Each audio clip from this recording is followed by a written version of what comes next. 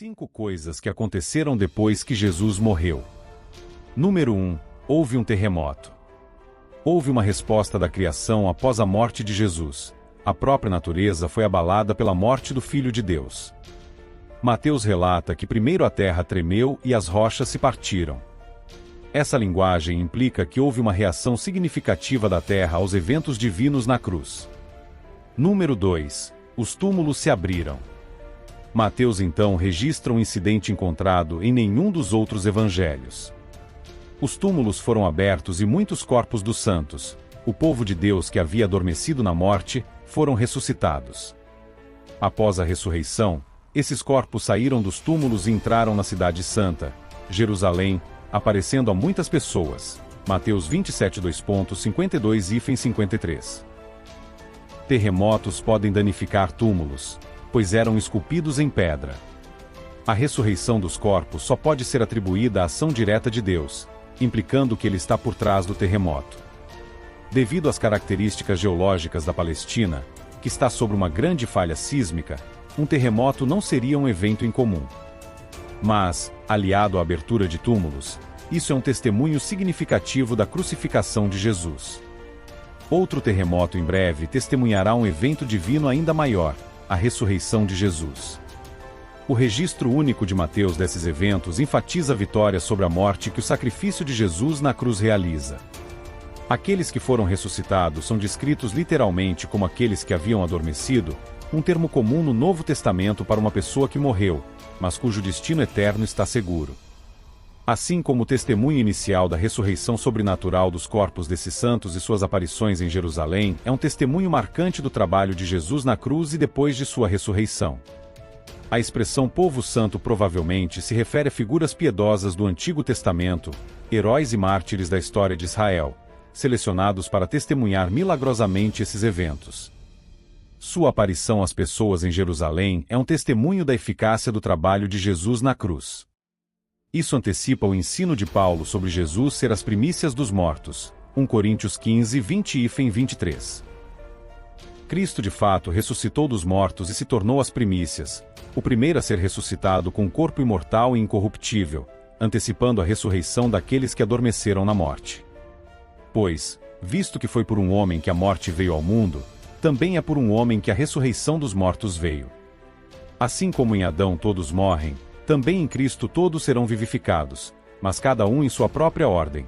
Cristo, as primícias, depois aqueles que são de Cristo, serão ressuscitados com corpos imortais e incorruptíveis em sua vinda. A ressurreição desses santos é um prelúdio da ressurreição a qual todos os crentes podem olhar para a frente. Através da morte de Jesus, um novo dia chegou, um dia em que a morte foi derrotada pela morte. A ressurreição para a vida eterna se tornou possível. Mas note que não foi até depois da ressurreição de Jesus que os ocupantes desses túmulos foram ressuscitados e entraram em Jerusalém, onde apareceram a muitos. A Bíblia não diz se esses santos ressuscitados morreram novamente ou foram para o céu com o Senhor Jesus. A morte do Filho de Deus abalou a própria natureza. O popular pregador Charles Spurgeon afirmou que os corações dos homens não responderam aos gritos agonizantes do Redentor moribundo, mas as rochas responderam. As rochas foram fendidas. Ele não morreu pelas rochas, contudo, as rochas foram mais sensíveis que os corações dos homens pelos quais ele derramou seu sangue. É melhor entender que Mateus quis que víssemos que o terremoto ocorreu no dia em que Jesus foi crucificado, e então, no dia em que foi revelado como ressuscitado, o poder da nova vida foi tão forte que trouxe de volta alguns das boas pessoas que haviam morrido. Esta é uma das passagens mais estranhas do Evangelho de Mateus. Mateus não nos fornece muitas informações e não aprendemos sobre este ocorrido de nenhuma outra fonte.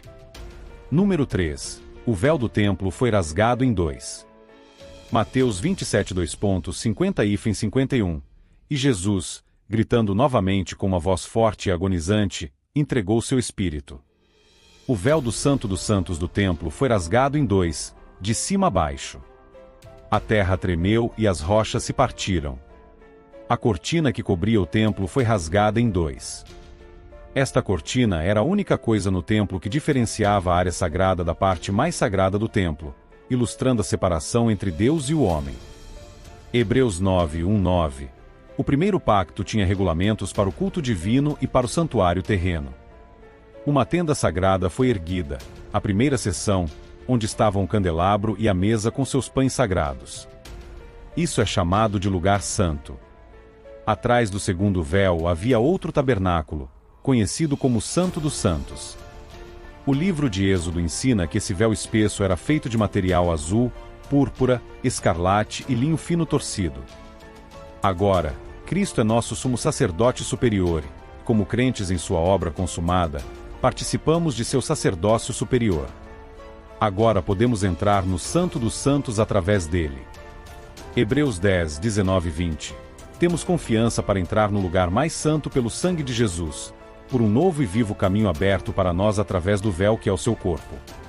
Ao olharmos para esta cena, percebemos uma imagem da carne de Jesus sendo rasgada por nós, assim como ele estava rasgando o véu por nós. O livro de Hebreus fornece uma explicação detalhada do significado associado ao rasgar do véu. O véu que sempre pendia no templo servia como um lembrete constante de que o pecado torna os seres humanos indignos de estar na presença de Deus. O fato de que a oferta pelo pecado era apresentada uma vez por ano, além dos muitos sacrifícios diários, era uma ilustração flagrante da realidade de que o pecado realmente não poderia ser expiado ou erradicado por meros sacrifícios animais. Por causa do que Jesus Cristo fez na cruz, as barreiras que costumavam separar Deus e as pessoas foram destruídas, e agora podemos nos aproximar de Deus com confiança e ousadia. Hebreus 4, 14 e 16. Assim sendo, já que temos um grande sumo sacerdote que atravessou os céus, Jesus, o Filho de Deus, mantenhamos firme a nossa confissão de fé. Pois não temos um sumo sacerdote que não possa se compadecer das nossas fraquezas, mas alguém que, como nós, passou por todo tipo de tentação, porém sem pecado.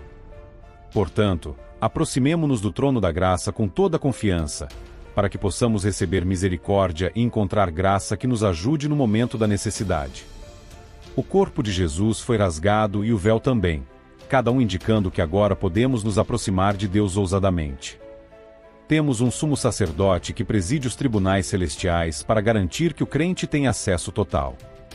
No momento em que Cristo morreu, a pesada cortina tecida que separava as duas principais salas do templo foi rasgada por uma mão invisível, de cima para baixo. A morte do Filho de Deus também foi acompanhada por enormes tremores no mundo natural, como se houvesse algum tipo de conexão emocional entre a criação inanimada e aquele que a fez. Número 4. Houve escuridão sobre toda a terra. Mateus 27, 2:45.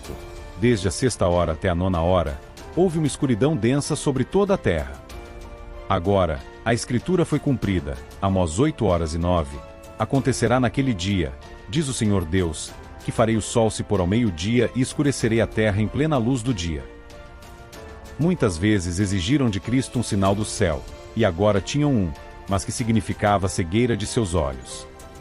Neste ponto da tarde, que seria meio-dia, a escuridão continuaria até a 9ª hora, que seria às 3 horas. Essa escuridão sobrenatural apareceu quando o sol estava no seu ponto mais brilhante, porque a lua estava cheia e não poderia ter sido criada por um eclipse, já que não pode se interpor entre a terra e o sol quando está cheia. A rápida intervenção de Deus não apenas provocou essa escuridão. O conhecimento astronômico era rudimentar na época. Fagon também menciona um terremoto, alinhando sua história de perto com o registro sagrado. A criatura não poderia macular o erro diante de seu Criador. Portanto, o sol retirou seus raios para não testemunhar os atos dos ímpios. A escuridão ocorrendo em tal momento crítico pode significar várias coisas. Primeiro, a escuridão era associada na antiguidade ao luto. A escuridão também era associada com julgamento e é um simbolismo da crise universal da morte de Cristo. Foi um sinal do sofrimento e do tormento, e da aflição universal, desde a criação até a redenção. Em um dia escuro como este, o sinal visual que o sol estava lamentando a morte do Redentor estava implícito.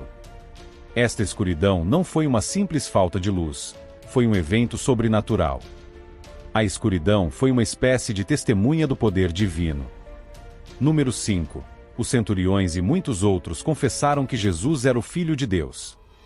Quando Jesus, o Rei dos Judeus, morreu, o centurião e os outros soldados que estavam vigiando Jesus declararam: verdadeiramente, este era o Filho de Deus.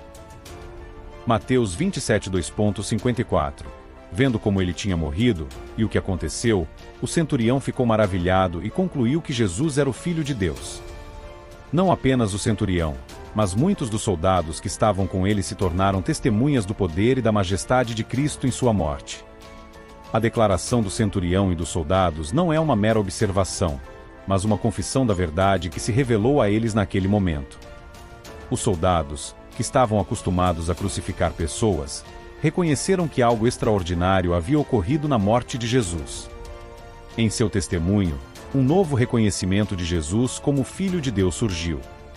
Muitos outros, ao verem os eventos extraordinários relacionados à crucificação de Jesus e sua morte, também reconheceram sua verdadeira identidade e confessaram o que testemunharam.